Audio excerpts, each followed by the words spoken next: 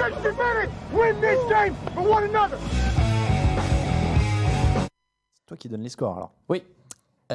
Oui, alors bon, on a fait une petite semaine, mais toute l'équipe a fait une petite semaine parce qu'il y a quand même eu pas mal de surprises la semaine dernière. Alain, toi et moi, on est à 7 sur la semaine, ce qui n'est pas incroyable, mais je crois qu'il n'y avait que 14 matchs, donc ça fait la moitié. Pour Pau, ouais, c'est ça. Ouais, Ouais. donc ça va, bon, la moyenne c'est quand même encore pas trop mal. Mais Raphaël, Grégoire et Camille sont à 8, donc reprennent tous un point sur nous, enfin sur nous, surtout sur moi, puisque... Le classement aujourd'hui. Camille est à 49, Alain est à 50, Raphaël est à 52, Greg à 55 et je profite encore quelques moments de la tête du classement avec 58. Bon. Quelqu'un avait suggéré manger de la Marmite comme gage. Oui, il y a longtemps. Ouais, mais ça me paraît faisable. On en ramène de Londres et puis on fait ça au Hard Rock. Moi, je suis content que ça me tombe pas dessus, donc c'est possible. Enfin, je dis ça maintenant, attention, je vais me jinxer. Évitons les bêtises. La saison est encore longue. La saison est très longue, malheureusement. Bon, c'est pas grave. On va enchaîner avec tous les matchs de la semaine et on va commencer par le match de ce soir, si vous nous regardez jeudi.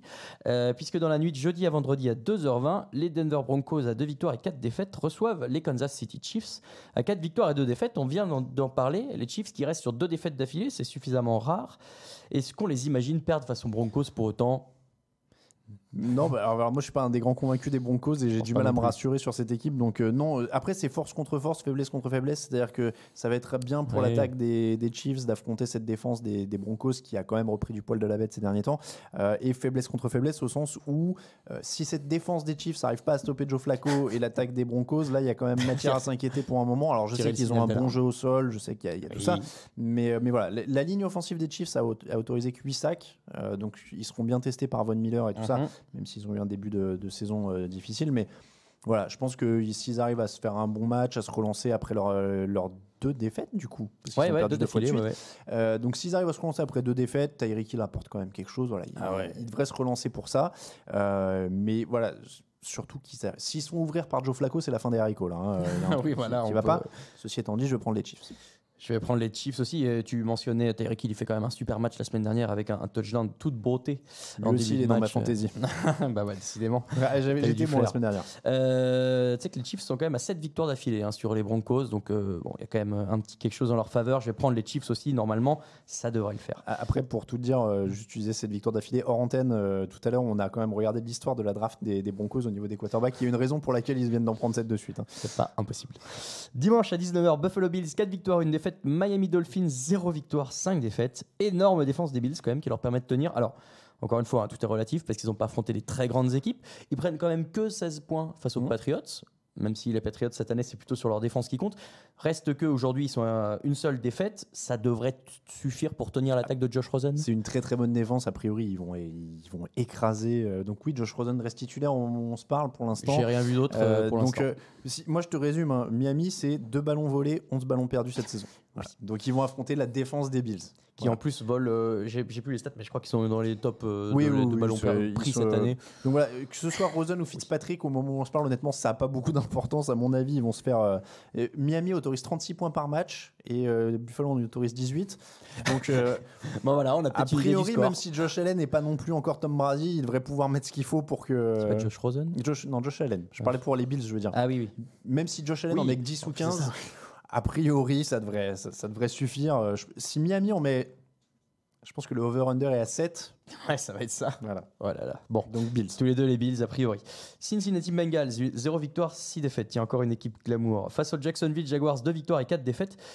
C'est vrai qu'on oublie, j'oublie que les Bengals sont à 0 des victoires cette année. Ça me mais passe parce qu'ils s'accrochent de temps en temps. Ouais, c'est ça, mais bon. En face, Minshew, 9 touchdowns, c'est le meilleur rookie en termes de touchdowns lancés cette année, alors qu'il n'a pas joué de tous les matchs. Il est rentré dans le deuxième, je crois. Il est rentré dans le deuxième. C'est ça.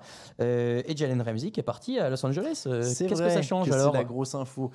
Ça change évidemment. Tu perds un des meilleurs cornerbacks de la ligue. Est-ce qu'il a vraiment joué cette année avec Jacksonville? Il a fait un très gros match juste après l'annonce des rumeurs de transfert. Il avait joué.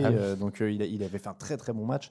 Ça change évidemment quelque chose. Après ils ont le front seven qui peut générer de la pression et qui peut enlever un peu de pression à leur cornerback.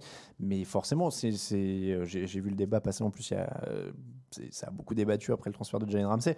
C'est un tout, c'est-à-dire que la bonne couverture des cornerbacks elle permet aussi à la pression d'atteindre le quarterback à un moment. Donc il va falloir voir les effets sur cette équipe. La bonne nouvelle pour eux, c'est qu'a priori Les effets, ils se verront peut-être pas tout de suite cette semaine parce que les Jaguars ont réussi 19 sacs, c'est une des meilleures équipes de la saison, et que la ligne des Bengals est catastrophique. Oui. Donc, a priori, ils devraient écraser Andy Dalton, statistiquement en tout cas, et les Bengals ont la pire défense au sol de la ligue et ils vont jouer Leonard Fournette. Ça fait quand même beaucoup d'arguments. Voilà, hein. qu'ils ont un peu mieux alimenté ces dernières semaines. Donc ça me donne Jaguars a priori assez facilement. Moi aussi, même si historiquement les Bengals sont plutôt bons face aux Jaguars récemment, avec 4 victoires en 5 matchs. Bon. Et j'avais pas suivi que DJ Shark était le meilleur receveur de Jacksonville. Si. Et j'aime bien son nom, il me fait marrer. Ça me rappelle une chanson pour enfants. Ça s'écrit pas comme un Oui, requin, c'est ça mais qui est bon, dommage. si vous connaissez la chanson, vous pourrez la chanter. 30 réceptions, 5 touchdowns, meilleur receveur de son équipe, c'est bien. Detroit Lions, 2 victoires, 2 défaites, 1 nul face aux Minnesota Vikings, 4 victoires, 2 défaites. C'est un choc de la NFC Nord. On aime bien les chocs de la NFC Nord, même si bon, les Lions se sont un peu fait voler face aux Packers la semaine dernière, juste un tout petit peu. Et finalement, les Vikings qui sont pas que dépendants du jeu au sol. Quand Kirk Cousins veut bien lancer, Ouais, c'est possible. Et il a une occasion parce que les Lions sont 28e contre la passe, donc Ouais. a priori il y a moyen de se faire plaisir. Après, attention parce que les Lions sont une équipe propre, ils perdent peu de ballons, ils sont devenus disciplinés, c'est quand même une des bonnes nouvelles de l'année. Ça manque de talent par rapport à Minnesota, avec tout le respect que je leur dois, même s'il y a des playmakers. Hein. J'aime bien Kenny Golladay, Matt Stafford, enfin il y a des bons joueurs dans cette équipe, Darius Slay, etc. Mais il y a quand même beaucoup de matos du côté de Minnesota. Si les Lions restent propres, comme ils ont réussi à le faire ces derniers temps, il leur manque la finition sur les derniers matchs, mais s'ils restent propres et que Minnesota se prend un peu les pieds dans le tapis, que Kirk Cousins se prend un peu ce qui peut lui arriver, c'est pas un match qui, surtout dans une rivalité de division, c'est pas un match qui me paraît si large que ça. Je vais prendre Minnesota, mais attention quand même à ces Lions qui se battent bien quand même. Je suis d'accord, maintenant, la défense des Lions, c'est 413 yards en moyenne par match. C'est beaucoup en NFL. Contre Cook, Diggs et... Ouais, voilà. Je les vois mal réussir à tout arrêter en fait. Même si Cousins se prend les pieds dans le tapis, Cook peut toujours. Bon, bref. Donc plutôt Vikings aussi, ça devrait le faire pour eux. Green Bay Packers, 5 victoires, 1 défaite. Oakland Raiders, 3 victoires, 2 défaites. Les Packers qui ont un peu été Lions la semaine dernière. Bon, voilà, vous avez compris. En attendant, ils sont. Rodgers est à 8 touchdowns, seulement 2 interceptions. Et Aaron Jones, 8 touchdowns, toujours en tête de la NFL pour les coureurs. Et Oakland qui sort d'une belle victoire à Londres face aux Bears. Est-ce que ça peut relancer un peu la machine ? Le match est un peu plus joli sur le papier qu'il ne l'était au début de l'année, je trouve. Oui, il faut que les Raiders commencent bien. C'est-à-dire que les Raiders commencent bien les matchs sur tout ce qui est scripté et tout ce qui est préparé. S'ils rentrent bien dans la tronche de Green Bay dès le début, avec Josh Jacobs, avec un jeu varié, avec un Derek Carr qui complète beaucoup de passes, qui a des bons pourcentages depuis le début de l'année, s'ils rentrent bien dans le match et que ça marche tout de suite et qu'ils bousculent un peu Green Bay, sachant que cette attaque de Green Bay a eu des fois un peu de mal à trouver son rythme, pourquoi pas ? Après, les Packers sont quand même de plus en plus équilibrés, de plus en plus efficaces. La défense monte en puissance. La défense est très très bonne depuis le début de la saison. Donc ça va être dur pour Oakland, vraiment. Encore une fois, moi je pense que les premières séries vont être cruciales. Mais derrière, il y a encore une fois, tu le disais, l'impact des coureurs. Jamal Williams et Aaron Jones, c'est quand même de plus en plus important dans cette attaque de Green Bay. Ils trouvent leur rythme. Oui, non, mais c'était un des buts de Matt LaFleur, qui créait un peu ces faux rythmes en début d'année. Est-ce que Rodgers lance pas assez ? Est-ce qu'ils sont bons par à coup ? Là, au moins, ils commencent à trouver cette base-là. Rodgers commence à pouvoir faire ses petits coups de magie de temps en temps. Donc je vais aller avec Green Bay là-dessus. Encore une fois, surveiller le début de match pour les Raiders. Ouais, une petite interception retournée un touchdown, tu sais jamais quoi. Complètement. Atlanta Falcons, 1 victoire, 5 défaites. Los Angeles Rams, 3 victoires, 3 défaites. J'ai dit la semaine dernière que ce serait grave pour les Falcons de perdre face aux Cardinals. Bon, bah c'est fait. Ce serait moins grave de perdre face aux Rams. Maintenant, ça peut arriver tout autant. Est-ce que Dan Quinn saute dimanche ? Je pense qu'ils sautent moi je le verrais sauter à la bye week, sachant qu'ils ont. C'est quand leur bye week après, en fait, ils jouent Rams. Après, je crois que c'est Seahawks et il y a la bye week. Ah oui. Donc, sachant qu'ils avaient dit avant le match contre les Cardinals, les 3 semaines à venir vont être décisives, et je m'étais dit le seul qui peut gagner a priori c'est Cardinals, donc il a laissé filer celui-là. Je vois pas comment il peut rester s'il perd les 3. Après, visiblement, Arthur Blanc n'aime pas virer en cours de saison. Bon, très bien. Mais là, ils vont encore prendre cher, sachant que leur espoir c'était d'essayer de bousculer cette défense des Rams. Finalement, il y a Jalen Ramsey qui arrive dans l'intervalle. Donc tu vas avoir un super duel Jalen Ramsey-Julio Jones par contre. Oh, c'est vrai ça. Ça va être fameux s'il joue, mais je pense qu'il n'y a pas de raison qu'il joue pas. A priori, il est chaud, voilà, ces douleurs de dos qu'il avait à Jacksonville doivent s'être estompées dans l'avion. Sa femme a accouché, donc c'est bon. Exactement. Donc non, je pense que si en plus tu as Jalen Ramsey sur le paletot, que ça dynamise un peu cette défense et tout ça, et moi j'allais prendre l'angle inverse pour ce match, mais j'allais dire si les Rams se réveillent pas en attaque là, c'est dramatique. Ah, c'est Parce vrai. que aussi, vu oui. ce que fait la défense d'Atlanta depuis le début de l'année, là, c'est le moment où, en théorie, Jared Goff, la ligne offensive, tout ça, parce qu'au niveau pression, les Falcons, on a vu que c'est quand même assez problématique. Je sais que ils ont que 5 sacs, les Falcons. Ils sont 32e en NFL. C'est ça. Voilà. Donc, si là, à ce moment-là, la ligne offensive des Rams n'arrive pas à tenir un tout petit peu, voilà. Ils ont renforcé, hein, ils ont fait venir Austin Corbett, ils ont fait venir Kenny Young, le linebacker, du coup, dans un échange avec Baltimore. Donc ils renforcent, ils renouvellent un peu cette ligne parce qu'ils avaient beaucoup de vétérans. Mais voilà, là, s'ils doivent avoir une ligne un peu solide, développer quelque chose offensivement, c'est maintenant. Ouais, c'est ça. Là, voilà. Donc je vais dire les Rams pour ça. Parce que la faiblesse défensive d'Atlanta, et qu'en plus Atlanta peut être un peu embêté en défense si Ramsey prend vite au niveau de la greffe. Je suis d'accord, je vais aller sur les Rams aussi. J'ai trouvé une petite stat marrante. Matt Ryan, qui est loin d'être à blâmer cette saison, ce qui fait quand même le taf. Il a 300 yards minimum sur les 6 premiers matchs de la saison. Il y a 2 Hall of Famers qui ont réussi seulement cette performance avant. Sauras-tu me les donner?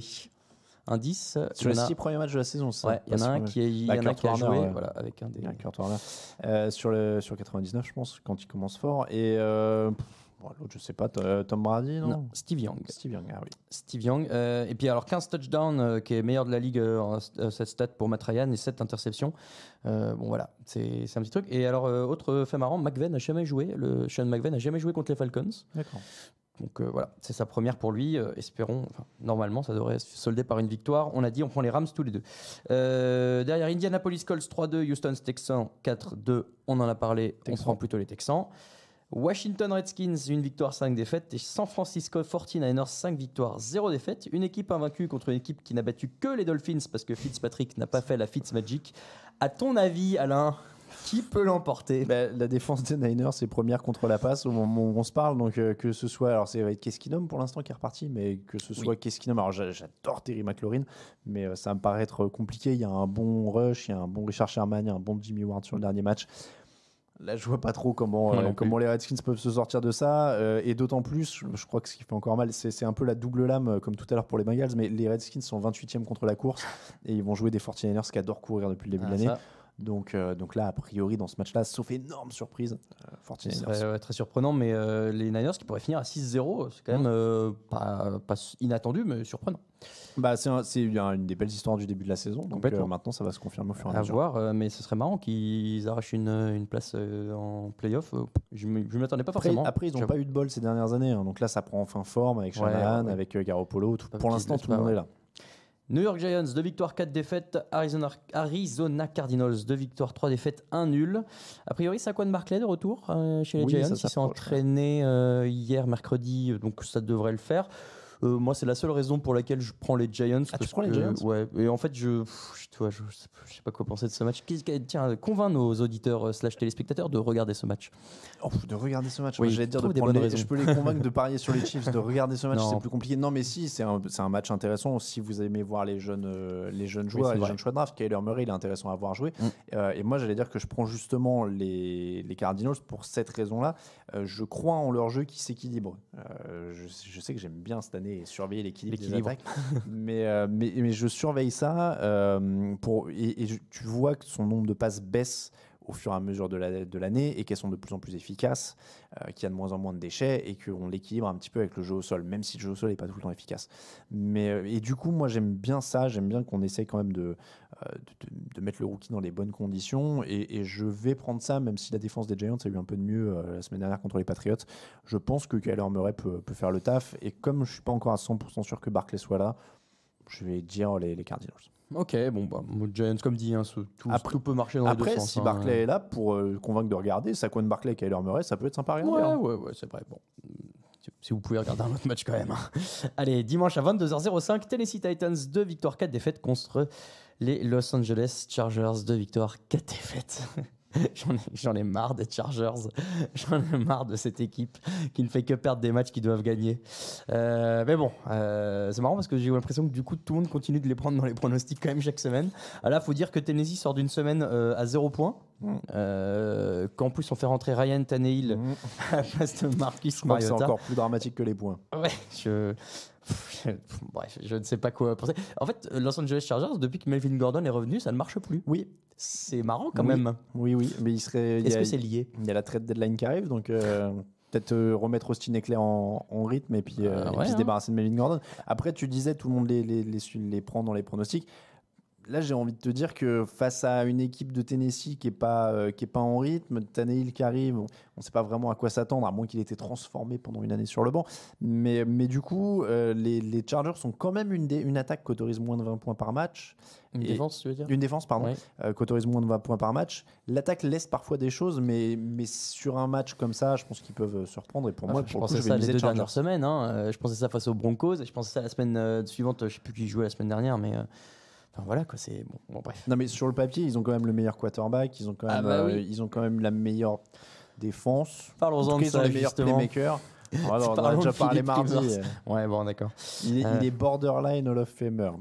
Ah non, mais moi je m'en fous du Hall Mais of Fame. pas Hall of Fame. Mais non, mais Hall of Fame, je suis d'accord avec toi que c'est porte ouverte, ça doit pas Ah l'être, oui, mais- pour mon expression, non, on a déjà débriefé mardi. Ouais, bon. C'était un bon mot dans un article. Tu t'en sors bien. Dimanche à 22h25, Chicago Bears 3 victoires, 2 défaites face aux New Orleans Saints 5 victoires, 1 défaite. Bah, mine de rien, le petit Teddy B, 4 victoires en 4 matchs. Tiens, alors petite histoire NFL 100, vous savez que c'est la centième année de la NFL, du coup il y a des petites stats que la NFL nous donne à chaque fois. Et la dernière fois que les Bears sont allés au Super Bowl en 2006, ils avaient battu les Saints en NFC Championship Game, il y avait eu 39-14. Je veux les noms des quarterbacks, Alain Mattei. Rex Grossman et Drew Brees, non? Bravo. Ouais, c'était pas la plus dure, mais tout à fait. Rex Grossman, qui est donc le moins bon quarterback de l'histoire à aller au Super Bowl, c'est ça la blague à chaque fois? Ouais, il doit pas être loin. Ouais. On a eu quelques autres, hein, mais. Oui, à peu près. Mais oui, je me souviens de ces matchs pour le coup. Et ben voilà, bravo. Sinon, quoi dire d'autre sur ce match? Bon, les Saints sont quand même un peu mieux armés. Ouais, alors en fait, on parle des quarterbacks, mais c'est un bon match de défense. On a 2 défenses du top 10, 2 quarterbacks moyens, donc ça va être c'est typiquement le genre de match qui est très très casse-tête à, j'allais dire un autre mot, mais casse-tête à pronostiquer, parce que voilà, tu as 2 fortes défenses qui peuvent pousser à la faute des quarterbacks qui sont pas forcément les meilleurs du plateau. On a dit que Teddy Bridgewater était bon et progresse sur certains matchs, mais ça reste quand même lent dans l'exécution par rapport à Drew Brees. Beaucoup de bonnes armes autour de lui. Voilà.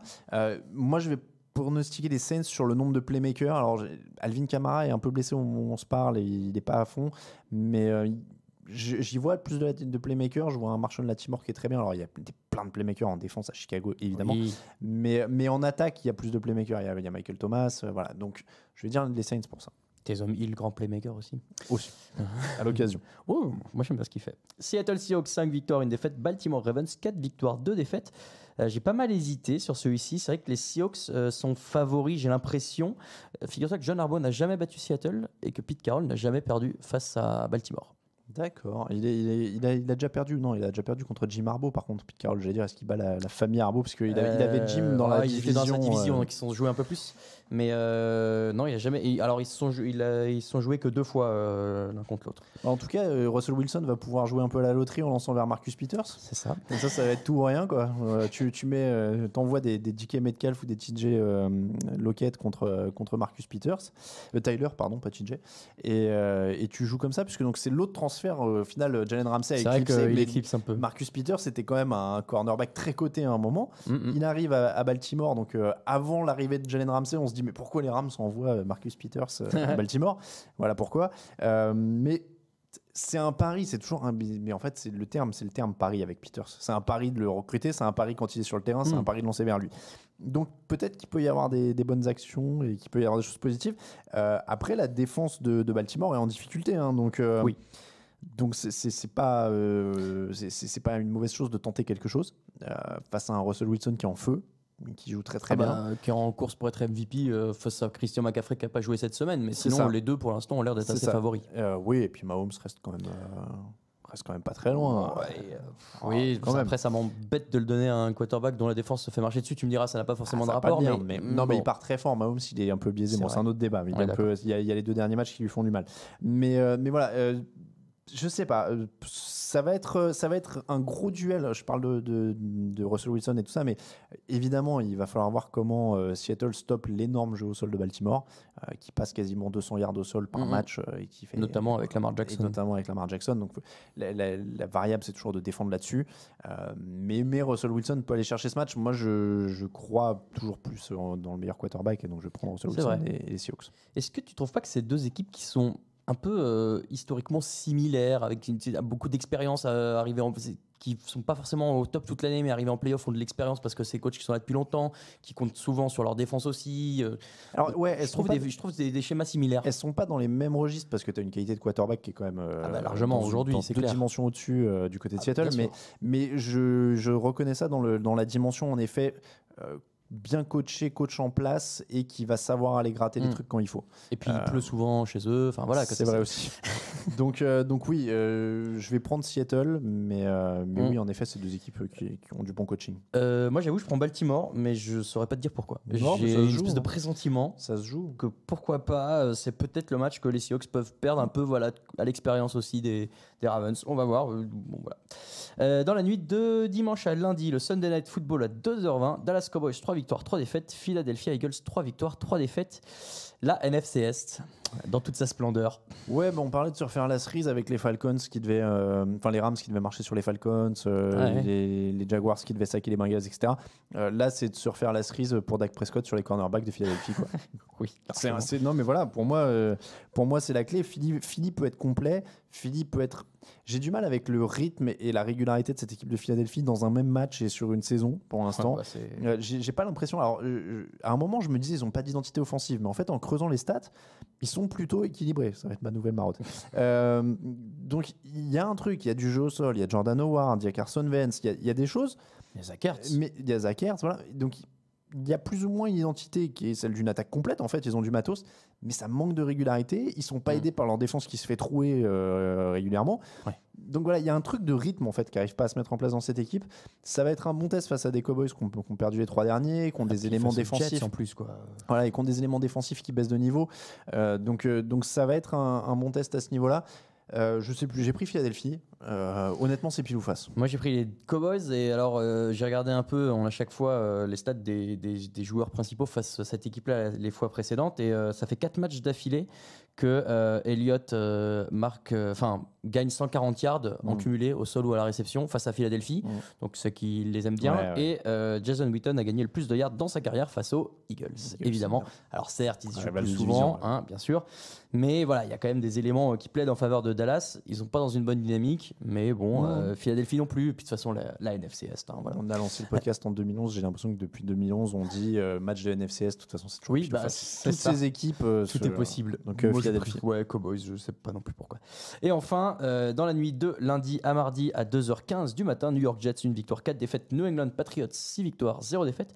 Il y a toujours une fois où New England, en l'occurrence, tombe chez un adversaire de division pendant l'année. Est-ce que c'est cette fois-ci ? Vu qu'on parie et qu'on pronostique pour gagner des points, je ne peux pas te dire que je peux pronostiquer les Jets, mais c'est compliqué. Ça ne fait pas partie de ceux que je les vois prendre. Ils n'ont que 7 sacs cette saison. C'est pareil, la ligne offensive des Patriots a ses soucis. Là, c'est aussi un match, on se refait la cerise en théorie. Il y a Nkilari, alors il a commencé à s'entraîner. Je ne sais pas s'il sera prêt pour dimanche, mais il y a des renforts qui commencent peut-être à se préparer pour New England. Ce serait pas mal. Il en faudrait aussi sur la ligne autant que dans les airs, mais voilà. Je pense que ça va se reprendre. Leur défense, ça va quand même être une autre mayonnaise pour Sam Darnold. Même s'il gère bien la pression et même si je lui trouve beaucoup de qualité, je pense que ça va être un peu juste. Il fait un très bon retour, c'est pas la question. Mais est-ce que si les New York Jets gagnent, tu te re-hype pour eux, les replongeant derrière dans le chaos? Les Patriots, ouais, a priori, je me re-hype un peu, ouais. Bon, on espère pour les Jets que non. Les Patriots qui sont quand même la meilleure attaque de la ligue et la meilleure défense de la ligue, voilà. Tranquille. C'est facile. Les Panthers, les Browns, les Steelers et les Buccaneers sont au repos. On les embrasse. Qu'ils en profitent. Voilà pour les pronos de cette semaine. On passe aux meilleures cotes.